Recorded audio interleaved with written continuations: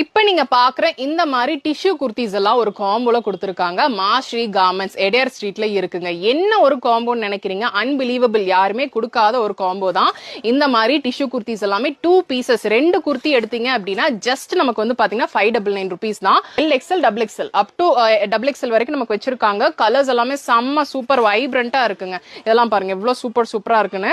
இதெல்லாமே with lining தான், without lining எதுவுமே கிடையாது. இது பாத்தீங்கன்னாவே தெரியும். வித் லைனிங் தான் நமக்கு இந்த டாப்ஸ் எல்லாமே. 2 டிஷ்யூ குர்த்தி எடுத்தீங்க அப்படின்னா ஜஸ்ட் 599 rupees தாங்க.